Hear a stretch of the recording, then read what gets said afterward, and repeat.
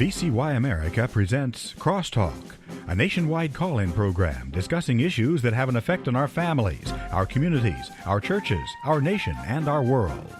Crosstalk, an opportunity for you to voice your concerns for biblical principles. And now live by satellite and around the world on the internet at vcyamerica.org. Here is today's Crosstalk. Friends, thank you for joining us on Crosstalk today here on the VCY America Network. And yes, no doubt you've heard the news. Government shutdown is over. That the legislation signed last night. A few of the House members joined with Republicans to open things back up once again. And so that process underway. No doubt we'll have more comments on tomorrow's news roundup. The Trump administration has taken some very direct action to bring safety and security to our nation by putting in some meaningful border control policies. In addition, they're finding ways to stop the free flow of illegal drugs into our nation and also to remove from our country those who've entered illegally and on top of that committing some very egregious crimes. We've seen some horrendous collisions taking place on our nation's roadways by those here illegally who've obtained CDL licenses from the likes of, well, like the California Department of Public Motor Vehicles, who've admitted recently to illegally issuing some 17,000 commercial driver's licenses to foreign nationals who are not legally eligible to hold them. And yet we have cities where Border Patrol agents have literally been met with stiff opposition. Even violent attacks have been leveled against them. The newly elected mayor of New York City, Zohran Mamdani, has hinted that he may have New York police officers even arrest ICE agents. Well, with comments on these and other border-related issues, we welcome back Mark Krikorian. He is a nationally recognized expert on immigration issues, serving as the executive director of Center for Immigration Studies. They're an independent, nonpartisan research organization examining and critiquing the impact of immigration on the United States. He has testified many times before Congress and has also published articles on many outlets. Mark, thank you for joining us today. Happy to be here. Thanks for having me. So, Mark, the government shutdown has not hindered at any means over the last multiple weeks the work of Department of Homeland Security, including border security or ICE apprehensions. No hindrance has gone on there, has it? No, because usually law enforcement as well as the military keep working. They don't get paid, though. Yeah. So they've been working without pay, and then usually they'll get lump sum, back pay. But no, law enforcement has been going on. Not just ICE, of course, but, FBI and everything else, absolutely. Yeah, and we're now 10 months in the Trump administration, and let's talk about the numbers first. What is happening at the borders now? How many encounters are happening at the border? Where we're at today? We're at the lowest levels of encounters at the border really ever. I mean, since the 60s is the lowest statistic, but back in the 60s, way more people got past the Border Patrol without anybody knowing it. In other words, we have our eyes on the border are much better, and so we actually know what's happening at the border. We really do better than before, and so we are saying we're at the lowest levels of illegal crossings at the border ever. I mean, ever since these kind of things have been counted. Yeah. So are people in these encounters that are happening? Are they being released into our society on any level? No, Border Patrol isn't releasing anybody. Everybody is being handed over to ICE. Some people by an immigration judge will get bond. They'll be released on bond, but nobody's being let go at the border like there was under Biden. Yeah. Literally hundreds of thousands of people they took the picture, they said, okay, what's your name? They wrote it down, they gave them a piece of paper, and they said, have a nice day, and dropped them off at the bus station. Wow. That's not happening. That's zero now. Yeah. Wow, what a difference. And the fact is, though, as you know, Mark, that there are millions that are already infiltrated all across the country, and daily I'm receiving these emails from Department of Homeland Security regarding apprehensions. Give us an idea of how many illegal aliens have been apprehended since President Trump took office. Well, I mean, they're looking at maybe deporting. They're shooting for 1 million illegal immigrant deportations this year. I don't think they're going to make it, but, they could make it to 800,000 or so, which is way more than previous administrations. But it's more important, actually, than the ICE deportations are the self-deportation. Because our research, we did research January through July, and we're going to update it, but we haven't yet. And what it showed was that the total immigrant population in that 7-month period had declined by 2.2 million. And of that decline, 1 million were illegal immigrants. Most of those people left on their own. That was self-deportation. And some of that happens all the time under normal circumstances, but obviously it's increased significantly under Trump because a lot of people, especially recent arrivals, are saying, look, this isn't going to work out. They're going to come and get me, so let's pack up and go home on our own before we get, arrested. Are there still incentives for those who are self-deporting?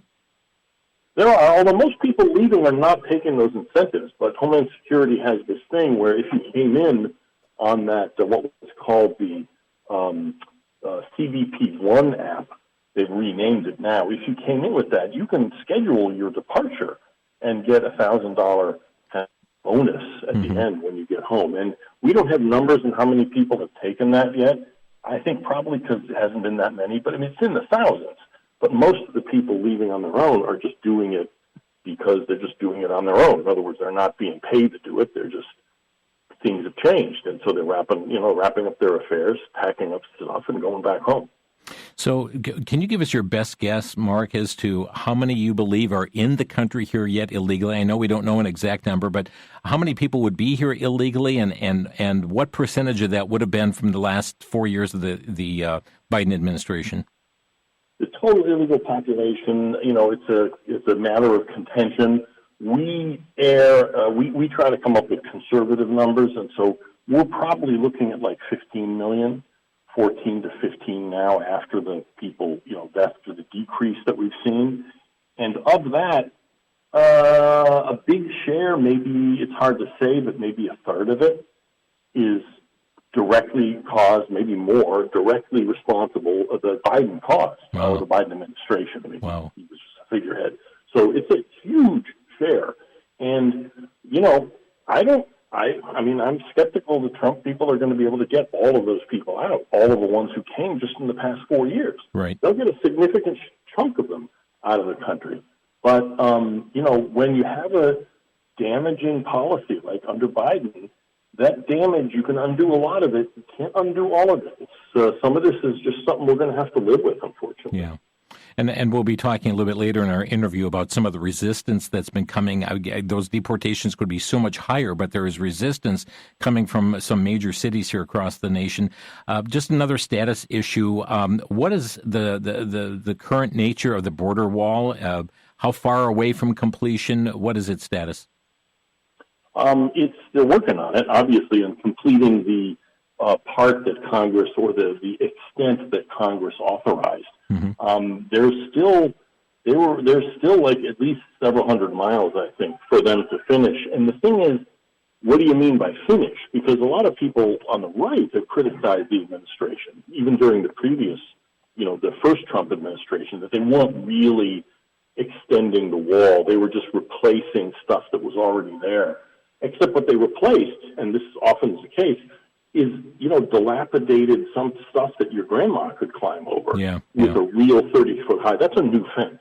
And so there's still work to do, and there's always kind of new areas where the traffic moves, and they've got to build fence there that they didn't expect. But the point is, they've got probably, I'm off the top of my head, I can't say, but they've probably got a couple hundred miles left that Congress had already authorized to finish. And they're working on it every day. It's just that under Biden, not only did he force a sort of stop work order, but all kinds of materials for the wall that were already purchased and were stacked up, ready to use, were sold off for scrap. So they have to kind of start all over again in some of these sections of wall by buying back or buying new, wall units after the old ones were, sold for scrap and melted down. So in these areas, the hundreds of miles you speak of, is there any level of surveillance there at all? Oh, absolutely. In fact, the wall is not just a wall. If that's all it was, it wouldn't do any good at all. It's part of a broader system. they have cameras everywhere. And they have sensors underground in certain places. So if people walk over them, they can tell remotely that somebody is passing through there. So yeah, they've got, and there's a lot of Border Patrol agents. And so, yeah, the surveillance is actually quite significant. In fact, there's one thing I remember several months ago, Secretary Noem, DHS Secretary Noem, made a big deal of painting some of the fence black because that would, the sun, it would absorb the sun and be hot and hard to cross. Yeah. It's actually the opposite of what they need. They need it white so that the cameras at night can detect people crossing over, the contrast between the white fence and the people. So, but the point is, yes, there's eyes all over the border. And not just that, they even have these blimps. They're kind of stationary blimps that are anchored to the ground so they can see, much farther if you're, 200 feet up in the air. So that's why I was saying earlier, they know much better than any in earlier years. They know what's coming over, even if they don't grab them all. And they do grab pretty much all of them now, but even if they didn't, they definitely know that they're there. The eyes on the border are 100%, 1,000% better than they used to be. We're speaking today with Mark Krikorian from the Center for Immigration Studies. And friends, he's just come out of a meeting a short while ago speaking in a hallway here. That's why you're hearing some of the echo, but the information here is so very important today. And Mark, I know the Trump administration has been cracking down on the Mexican cartel, and I understand that they've actually built tunnels to smuggle drugs and weapons and people across the border, places like El Paso and San Diego. Unfold what is happening with these tunnels. Yeah, the tunnels are actually an old story. I went, I guess it was earlier this year, we went to Arizona, Douglas, Arizona, which is where the first of those drug tunnels was uncovered. And it was Chapo Guzman, the drug cartel, the drug guy. He had his people dig a tunnel from a house on the Mexican side, and then it came up in this vehicle shed on the Arizona side. And interestingly enough, he had the opening on the Mexican side. It was in a house. He had it under a pool table, a billiard table, and it was on a hydraulic lift. So they would lift it up, move the drugs through, and then put it back down. So this tunnel thing is a real thing, and one of the things the big, beautiful bill has is extra money for new tunnel detection technology. We do a lot of that on the Korean border because the North Koreans try to use tunnels. They have a lot of tunnels. And so the Border Patrol does some of that, but they're actually going to be expanding their surveillance of that sort of thing. Yeah, some of that sounds pretty sophisticated. Oh, yeah. Well, I mean, look, these drug guys, they're making money hand over fist. And so, yeah, they can afford, the most sophisticated weaponry. Some of them, they even have these, they call them submarines. I mean, they're not submarines like in the movies. They're basically boats that are mostly underwater. But the point is, it's hard to see, hard to detect, and they have this sophisticated tunnel technology. So, yeah, if you got enough money, you can buy pretty much anything you want. Friends, you're listening to Crosstalk on VCY America. Mark Krikorian is our guest, executive director of the Center for Immigration Studies. We're going to take a quick break, and when we come back, we're going to talk about our roadways and what's happening there, and even regarding the staggering, the announcement that just came out this week from Secretary Sean Duffy regarding the California Department of Motor Vehicles admitting to illegally issuing 17,000 commercial driver's licenses to foreign nationals who were not legally eligible to receive them. More mayhem coming on the roads? Well, we'll talk about it in just a moment. Back to Genesis with Dr. John Morris, scientist with the Institute for Creation Research. Dr. Morris, what can you tell me about those huge flying reptiles? Chris, some of the flying reptiles were as large as a mid-size aircraft. Some people have wondered how in the world they could have ever flown. As it turns out, they really couldn't fly in today's atmosphere. There's not enough air pressure to keep them up. Creationists have long supposed that the environment before the flood was quite different than now. We suspect that air pressure was quite a bit higher than now, making it more reasonable that these huge creatures could fly. Recently, an engineer built a model of one of these flying reptiles and tried to make it fly. He found that it had many wonderful adaptations to increase the flying ability, but there still wasn't enough air pressure to keep it aloft. To evolutionists, it's a big mystery, but to creationists, we at least have a plausible theory. And we get that by going back to Genesis. For more on creation, visit our website at www.icr.org.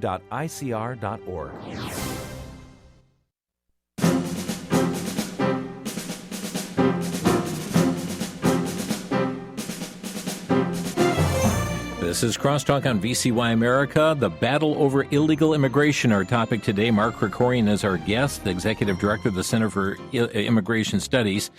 Friends, check out their website. If you want to stay abreast of what's going on immigration issues, go to CIS.org, sign up for their releases as they come forth, sometimes many a day that are coming forth. They're writing on various topics and issues pertaining to immigration, both legal and illegal immigration. And we're discussing some of those issues here today on the broadcast. But again, that's CIS.org. Mark, some staggering news came out Tuesday of this week from Sean Duffy, Secretary of Transportation, regarding the California Department of Motor Vehicles admitting to illegally issuing 17,000 commercial driver's licenses to foreign nationals who were not legally eligible to hold them. That's a jaw dropper.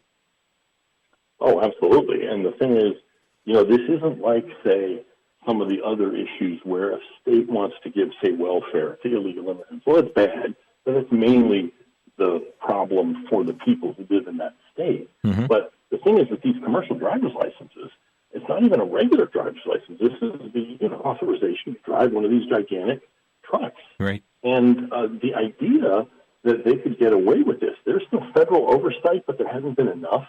And the federal government really needs to crack down, because if California gives a driver's license to an illegal immigrant who can't read road signs, well, that matters to people who live in Wisconsin and Alabama and Massachusetts, because that truck could go anywhere. Right. And, in fact, we've seen some of these terrible deaths in other states, not in California, but they were with California driver's licenses. I understand there was an audit done in California finding some 25% of CDL records sampled in the state there failed to comply with federal law. Yeah, and that's what I'm saying, is that unlike some of these other areas of immigration, authorization to give out commercial driver's license is strictly regulated by federal law, and the federal government, certainly under the previous administration, wasn't doing its job of oversight. If you're going to let the states be the one to do these licenses, rather than take it over and make it a purely federal responsibility, which we may need to think about, but if you're going to let the states be the ones to do it, you need to hold them accountable. And California is the biggest state. Yeah. It's not like North Dakota was doing something and it sort of, was below the radar and it fell between the cracks. This is California. So it's terrible, but I don't think they're going to be able to get away with this from now on, even if administrations change. I think the idea now that they're going to be allowed, the Department of Transportation would allow them to basically get away with this stuff without any oversight, I think that's over. And it all seems to come at the blessing of California's governor, Gavin Newsom. I mean, he's been fighting immigration laws. Oh, absolutely. Not just him, the whole legislature, let's face it. Yep. And the people elect those people. So, this is, absolutely. There's really this, it's kind of what one writer calls a neo-Confederate attitude, where they can just decide which federal laws they're going to comply with and which they're not. And again, if it's a thing like welfare eligibility, well, then that's on you. You're paying for it. This, your problem. This is not that. This affects everybody. Right. And that can't be allowed to continue. They cannot be allowed to keep doing that. Yeah. Horrible deaths, as you've mentioned. The question is, how do we get a handle on this? 17,000 drivers. I know they did a crackdown recently in Oklahoma, and numbers are staggering there. The number of drivers, the percentage of drivers that were driving illegally, so to speak, receiving one of these CDL licenses. Do we need more of these kind of operations here to purge our roadways? Yeah, you need both things. You need the states doing it, and in addition, Oklahoma, Indiana is doing something similar, so that when trucks cross from Illinois, they have a weigh station. You've seen those on highways where trucks have to pull over to, check that they're not overloaded, which damages the roads. Well, when they do it, they have state troopers check, and they have ICE there, and they check people's driver's licenses. But you also need federal action, and what's happened at the federal level is the Department of Transportation has told those California license holders that are, illegally have those licenses, they actually sent all of them notices saying, this license will be revoked in 60 days. Mm-hmm. So you need to take action both at the federal level and the states, at least the states that are willing to act. And Florida, for instance, is also acting. They've sued California because that's where one of these terrible accidents was in Florida.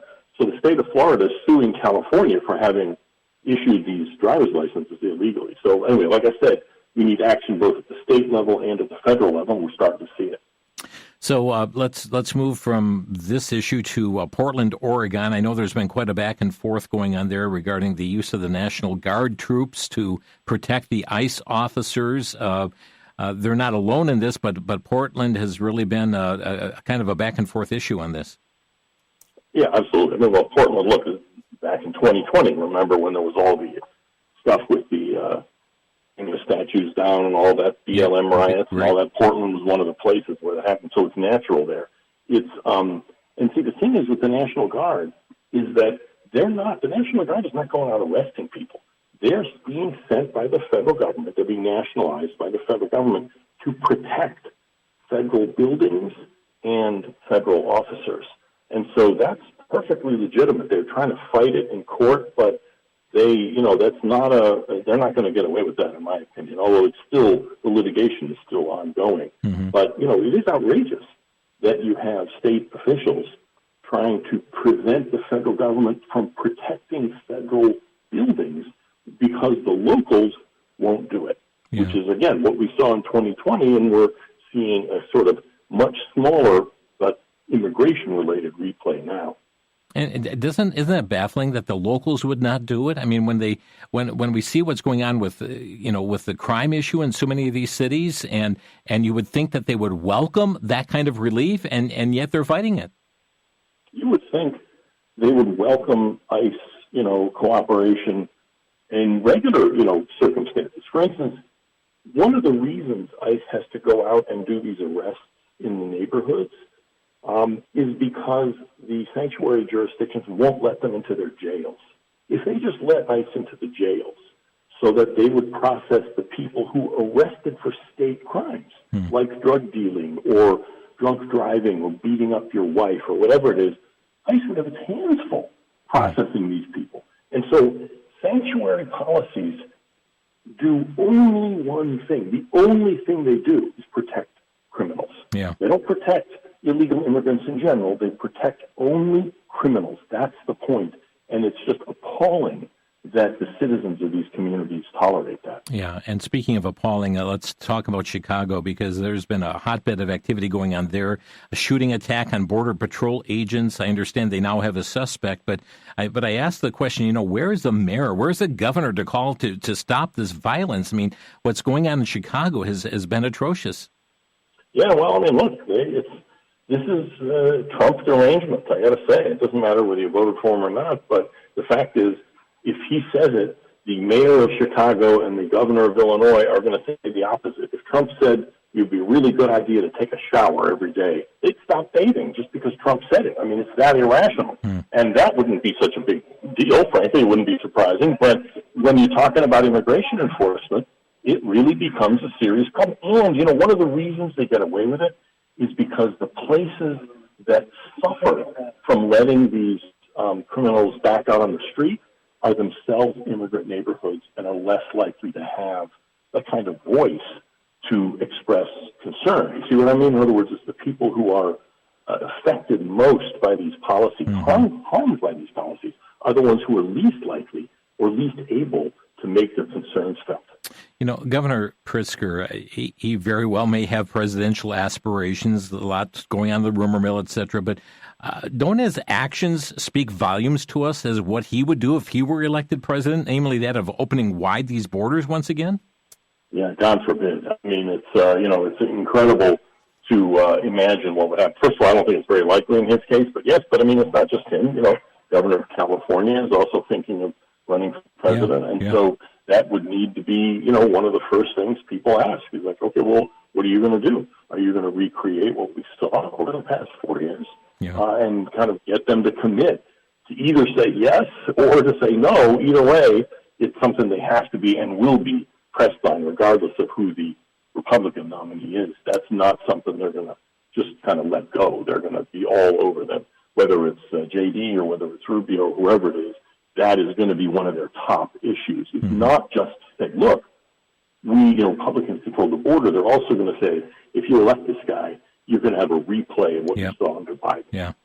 I saw a story, and this is why it's so mind-blowing. I just saw a story at Newsmax yesterday that talked about Chicago having a dramatic double-digit decline in violent crime since the launch of DHS's Operation Midway Blitz. Shootings down 35%, robberies down 41%, carjackings down 48% since the operation began. I mean, people ought to welcome and applaud those numbers, and yet you've got the mayor and the governor fighting against it. Yeah, I mean, they're pro-crime, I guess. That's what it amounts to. And there's two reasons for those huge drops. One is they're actually taking people into custody who are real dirtbags and bad guys, but also just their presence means that, criminals just sense that they don't have the same impunity because there's law enforcement everywhere. So, you'd think they'd welcome it. They'd have a party for them. But no, they think it's the worst thing ever. And they're, the mayor of Chicago is not putting out a hit on ICE agents, but it's like the Latin Kings, I think, is the gang that put out a hit to kill ICE agents. Yeah. But it's not like the mayor and the governor really are all that broken up about it, let's face it. Mark Krikorian with us today. CIS.org is a website. On another issue, DHS I received a release from them this morning, Mark, of a criminal alien voting illegally multiple times in Kansas. And Mark, I'm really believing that this is not an isolated case, that there are many illegal votes that have been happening around this country. Oh, yeah, sure. I don't think it's enough that it actually, swayed like a presidential election. But absolutely, there's no question that significant numbers, and in close races, in some places, it can matter. The interesting thing really is, though, that I think most of the non-citizens voting illegally are probably legal immigrants, not illegal, just ones who haven't become citizens yet. And in a lot of cases, we're kind of putting them in a difficult situation. Not difficult, but we're putting them in a situation where the DMV is required to give them a voter registration form, whoever they are, when they go to get a driver's license. That's the federal motor voter law. And, you're some guy with a sixth grade education from Honduras. You're not reading the fine print. I wouldn't even know what the fine print says. And so they're like, yeah, okay, well, the government person gave it to me, so I filled it out and gave it back to him. Again, I'm not letting anybody off the hook here, but we need to be a lot clearer and not basically lure people into registering or voting illegally. So, this is mostly on them, but it is partly on us, too. Friends, a quick break here today as we're speaking with Mark Krikorian from the Center for Immigration Studies and just getting an update on what's going on with our nation's security at our borders here at this point. There are many communities and states that are actually fighting against the Trump administration who are trying to bring safety and security back to the nation here once again. After the break, we're going to be hitting some additional issues here, even about New York City, hinting at the officers there arresting ICE agents. That would be problematic. And we're going to find out, too, what's happened to all the children that went missing under the Biden administration. And also want to touch on the refugee admission cap for this year of 2026, limits now set by the Trump administration, and then also about what the impact on health care and the SNAP programs are. We'll be back in a minute here on Crosstalk.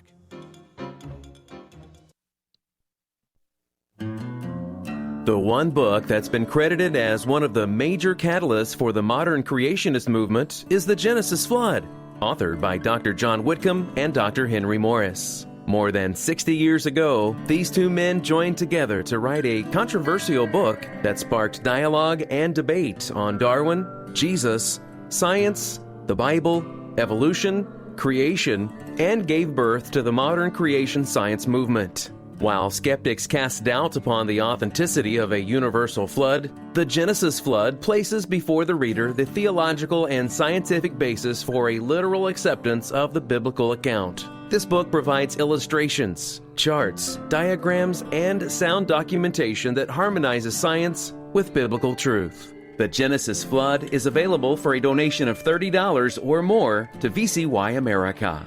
Call 1-800-729-9829.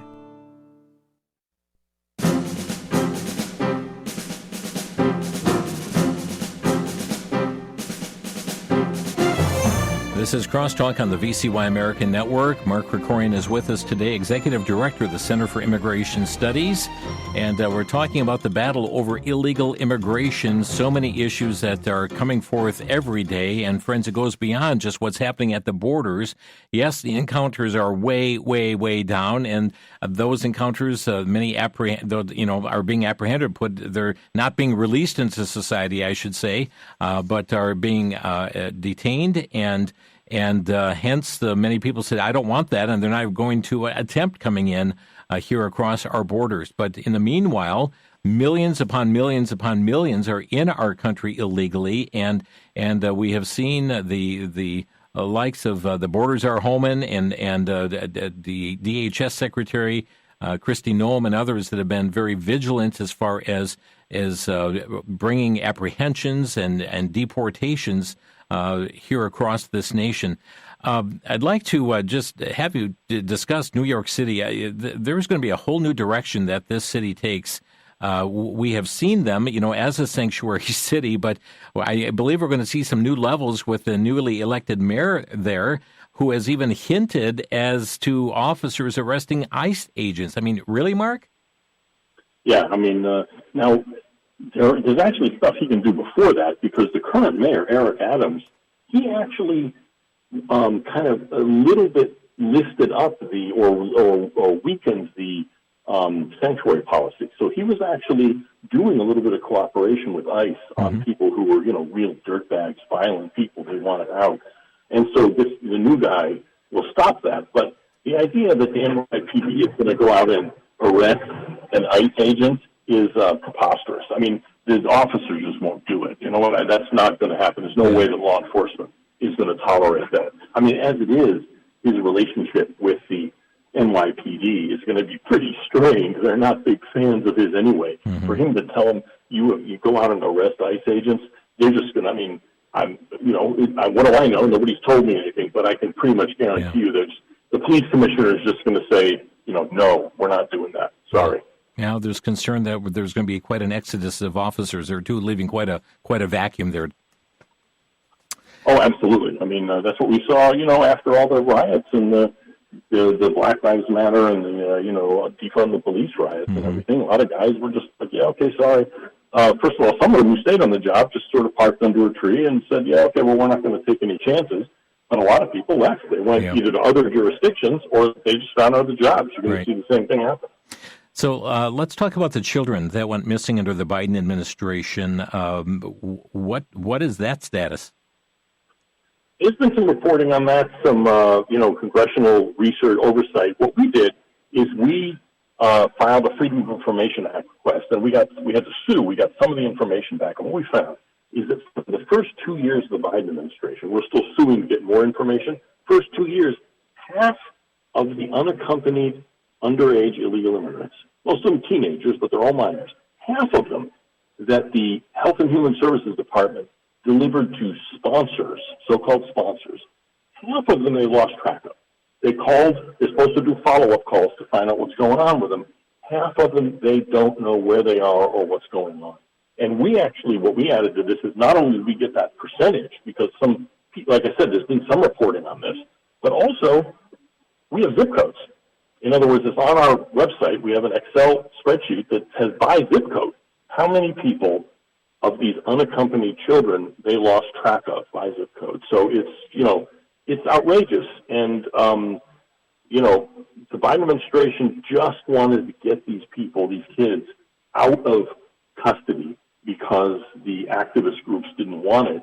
And in a lot of cases, they handed them over to their relatives or something, which is okay for the kids, although it's ridiculous as policy. But in a lot of cases, they've been handed over to labor traffickers, sex traffickers. The New York Times even has done reporting on this. It's so bad. So if the New York Times is criticizing a Biden immigration policy, then it has to have been pretty bad. This is just adding some more detail about how bad it really is. Mark, President Trump has just set a refugee admission cap for 2026. We're told it's the lowest level. Tell us about this cap. Yeah, each year the law says the president can set the ceiling, the cap of how many people are brought in as refugees, formally through the refugee program. And for this current fiscal year, we're in fiscal year 2026, even though on the calendar it still says 2025, he set the number at 7,500 for the whole year, which is half the 15,000 he had set in earlier administration, which was already the lowest level ever. So yeah, this is they really reined this in, and they should be, because there are individual instances of people who really have nowhere else to go and no other options and can't stay where they are one more second. But there's not that many people like that. Most of the people we let in as refugees really have other options and would be better helped and more effectively helped where they are. We, in fact, did research on this. It costs 12 times as much to bring a refugee here as it does to take care of them where they are, like, say, a Syrian who is in Turkey, for instance. Mm-hmm. And it's just wrong to bring in somebody, one person who basically wins the lottery, and use all of the money that could have helped 11 more people in addition to him. It's just wrong, and I think the administration is understanding that, and that's why they've cut the program way back. And we have not seen historic lows like this in quite some time? Ever. I mean, this is the lowest. Yeah, in 1980 is when Congress set up the current system for refugees, and it's literally never been. This is the lowest number ever. Wow. Mark, by the way, friends, if you'd like to get online here with your questions or brief comments here as it relates to the battle over illegal immigration, our phone number to Crosstalk is 800-733-9829. That's 800-733-9829. With the government shutdown now over, I know that there's been a whole lot of analysis and so forth, just kind of looking at things like the SNAP program, the food stamps and so forth. And I'd like you to comment on how the illegal aliens have impacted our health care. And we know this was part of the holdout is to try and use lots of money here for providing illegal alien health coverage. But how have they impacted our health care as well as the SNAP programs? Yeah, the SNAP program, which is the food stamps, basically, is the shorthand word for it, is something like half of non-citizens half of non-citizens with children in the household are using food stamps. And so what that means is this is not a moral critique. In other words, it's not like somebody in Honduras is saying, boy, I want to get to America so I can get food stamps for my kid. Mm-hmm. It's that immigrants are a mismatch for our economy. So they come here and they get jobs, they all work. But, how much money can you earn as a janitor or as a hanging drywall or something like that? You can't, literally, these guys can't feed their own children. And we're a civilized society. We're not going to let children starve.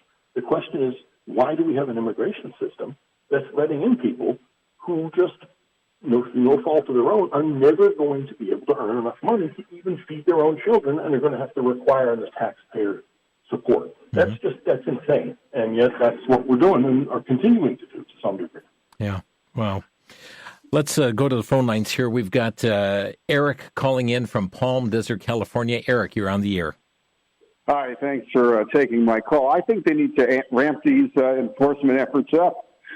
We're seeing results, but if you see cooperation between the state officials, particularly the mayors and the police chief of these cities, you're going to see some fantastic results that no one could ever have imagined. Mm-hmm. And what we're seeing right now is exactly what needs to be done from the Trump administration.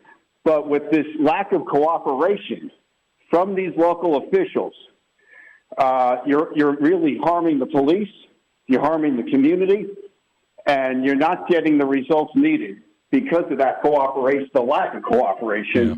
And I think it's a disgrace, seriously. Okay, thank you for the comments here. Mark, let me have you respond to this because there are many. I mean, look at the resistance that is coming against this administration as it relates to this very matter. And as the caller pointed out, if there would be cooperation, wow, Katie barred the door as to what really could happen as far as bringing safety and security to the nation. Yeah, well, I mean, that's the problem, isn't it? I mean, we actually estimated that a little more than half of the total illegal population lives in sanctuary jurisdictions. The state of California, the state of Illinois, and then all kinds of cities. Mm-hmm. It's more than half.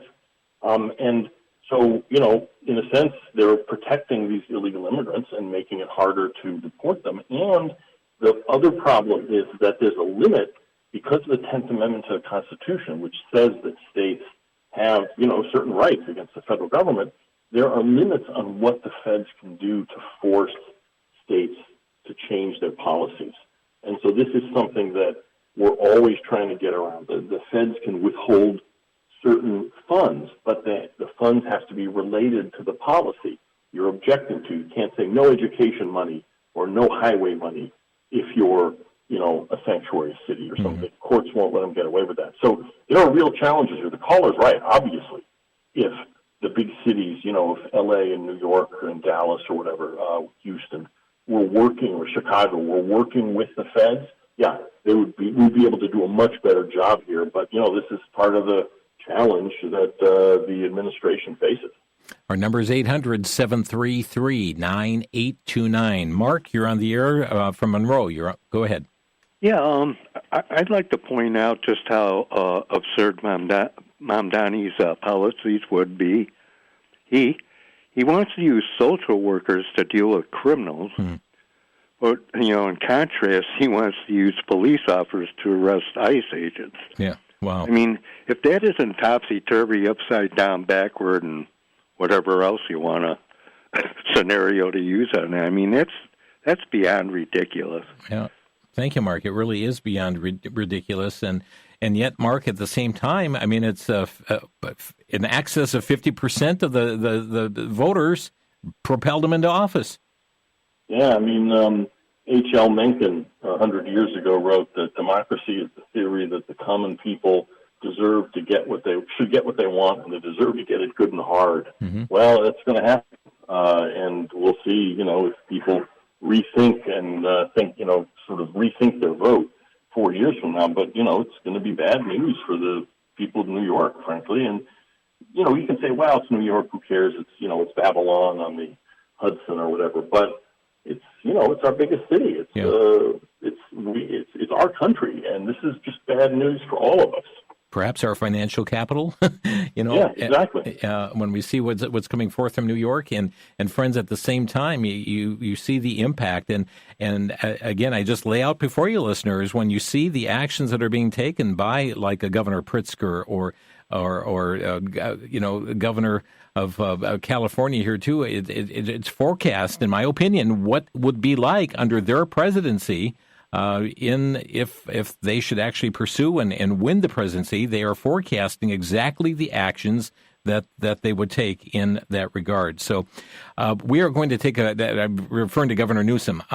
We're going to take a quick break. We'll come back to more of your phone calls. Our number to Crosstalk, 800-733-9829. Mark Krikorian is with the Center for Immigration Studies. Their website is CIS.org. They're an independent, nonpartisan research organization, and they examine and critique the impact of immigration on the United States, both legal and illegal immigration. Stay informed. Check out the articles that they have on their site. Sign up. You'll get them in your email as well. And that's CIS.org. We'll be back in 1 minute. You're listening to Crosstalk.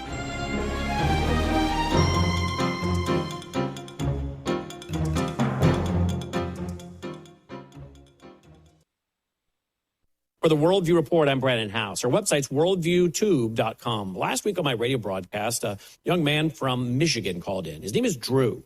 And he went on to describe how he's an attorney. So he's someone who's gone to college, he's gone to law school, he's someone that knows how to collect information and data together. But he said that he stumbled on our broadcast. I think he was providentially led to our broadcast. And there he heard me lay out the clear gospel, just what's in the Bible. And he believed and was saved. Then he laid out in a lengthy email to me over the weekend all the remarkable things the Lord has done for him, his children, his wife. But he thanked us because there are so many gospels out there, so many people that are adding to the gospel, taking away from the gospel, making the gospel so confusing. I hope this encourages you to preach what Jesus preached. All who desire may come. All. Preach the gospel to everyone. There are people eager to hear it.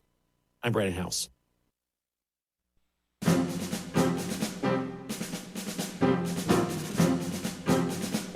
Mark Krikorian with us here today from the Center for Immigration Studies. Just before we pick up our next caller, Mark, I understand this week a Democrat Senate staffer caught on video posing as a lawyer for deported illegal alien. I mean, that coming from the Department of Homeland Security. Yeah, I mean, it's just absurd. It was a Senate, I think Senator Duckworth's staff member, and, they're breaking the law, and they're, I don't know, they think they can just get away with it. Yeah. Lines are packed here. Let's holding the longest is Christine in Racine, Wisconsin. You're on the air, Christine. Hi, Mr. Krikorian. I know you're the expert in this area, but I just need to ask.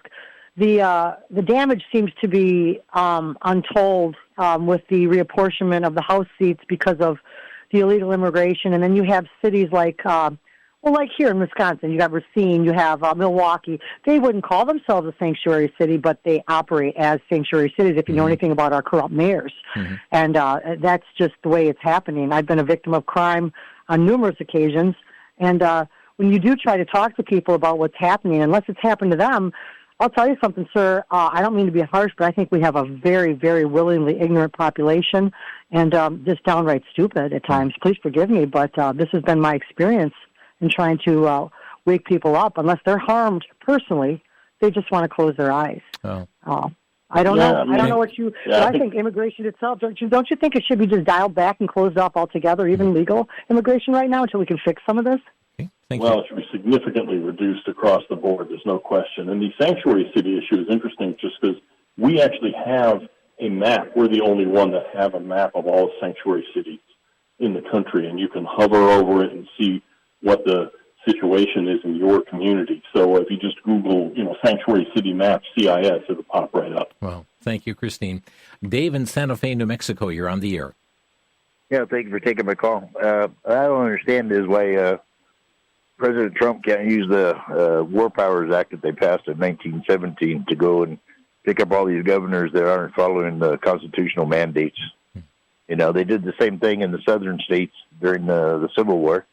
So why can't you do it nowadays? There's no reason why you shouldn't be able to have the power to do that. Any comment on that, Mark? There's all kinds of steps short of that they need to take. There's, they need to withhold money from states to try to get them to change policy. But ultimately, they may end up having to file criminal charges in some cases where the local jurisdictions are actually meeting the definition of harboring illegal immigrants. That may well come. I actually don't want it to come to that because that really does create a kind of constitutional crisis, but it may end up having to come to that. Thank you, Dave. Pamela is calling from Michigan. Pamela, you're on the air. Hey, good afternoon. Excellent topics this afternoon, gentlemen, I have to tell you. I have two comments. One, when all this was happening and the government shut down, us hardworking people that do pay our dues, I was amazed that 40 million people are on the SNAP program. 40 million people. We live in America. That was shocking to me, first of all. My other comment is, of all the things that are being said and done in politics today, does everybody forget that we are called the United States? I've never seen us more divided in my 65 years. I think we should start focusing on a campaign called Let's Get Back United States.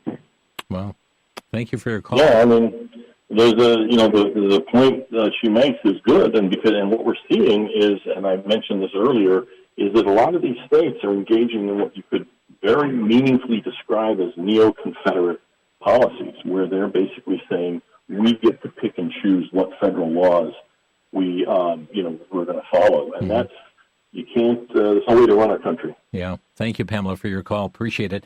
Let's see. Next is Dusty in New Mexico. Hi, Dusty. You're on the air.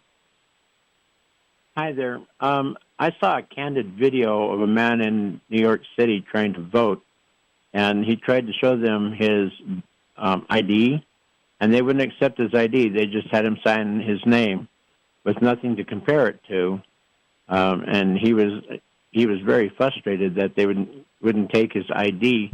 So therefore, there was plenty of people that were voting in New York City that may or may not, and most likely not, have been able to register or be registered to vote. That's my comment. Okay, thank you very much. Yeah, I mean, the immigration angle here is that most Americans have no problem showing ID. Everybody has ID. When you go to 7-Eleven, you need to show ID.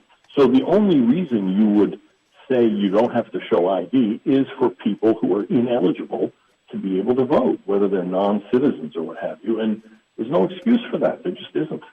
Thank you for your call. We're down to just 2 minutes left in the broadcast. We're not able to grab in any more calls. Mark, I know you're also kind of monitoring what's happening within the topic of asylum reform and discussions on a UN treaty dealing with this issue, whether we should be withdrawing from that or not withdrawing.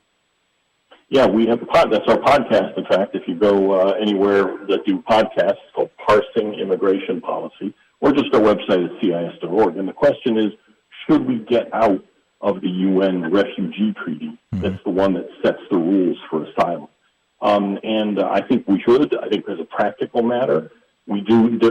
Theoretically, you could reform the laws, our domestic laws, without pulling out of the agreement, out of the treaty. I just don't think it's going to happen otherwise. And I just got information that they actually are considering that in the White House. In other words, I don't know if it's going to happen, but it's on the table. They're actually thinking about it and looking at the question. So, stay tuned.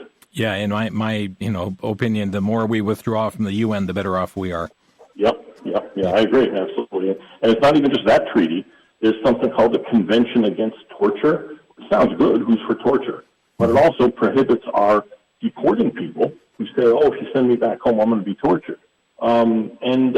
That's a decision we should make, not be bound by some kind of treaty. So, yeah, broadly speaking, these international multilateral treaties are a problem. Yeah.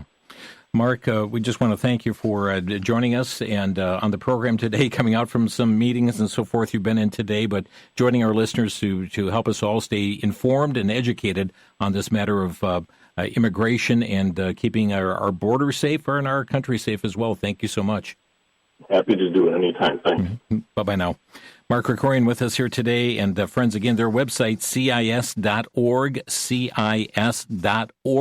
And on the road traveling, and was able to get away from meetings here and speak to us here just even in the hallway in order to keep you informed on critical issues, addressing things that perhaps you don't get from other sources. But we thank you for tuning in to Crosstalk each and every day. Lord willing, tomorrow, a news roundup day coming here on Crosstalk. We invite you to join in each and every day. God bless you, friends. Thank you for joining us here today on Crosstalk.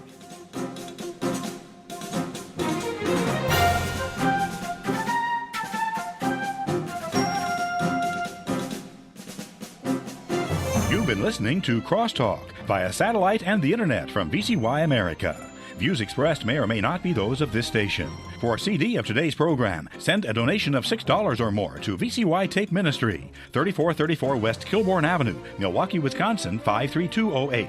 Or download by RSS or podcast from crosstalkamerica.com. And join us again for Crosstalk.